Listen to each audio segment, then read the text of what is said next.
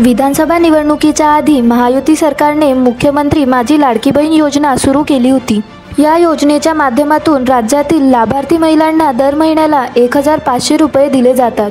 तसेच महायुतीच्या नेत्यांनी विधानसभा निवडणुकीच्या प्रचारादरम्यान लाडकी बहीण योजनेच्या लाभार्थी महिलांना 1500 ऐवजी दरमहा 2100 रुपये देण्याचं आश्वासन दिलं होतं।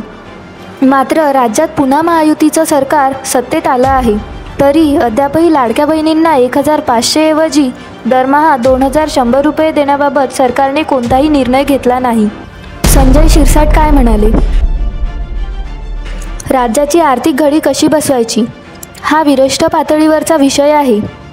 तसेच 1500 रुपयांचे 2100 रुपये लाडक्या बहिणींचे करू शकत नाहीत ही वस्तुस्थिती आहे। मात्र याचा आता अनेक लोक वेगळ्या अर्थाने बाऊ करतात। मग आता लाडकी बहीण योजना बंद होणार का? कमीच पैसे मिळतात का? असे सवाल विचारतात। पण आम्ही दिलेला शब्द पूर्ण करणार आहोत। सध्या राज्यावर जो आर्थिक भार आलेला आहे त्यासाठी वेगवेगळे पर्याय आहेत, असं संजय शिरसाट यांनी म्हटलं आहे।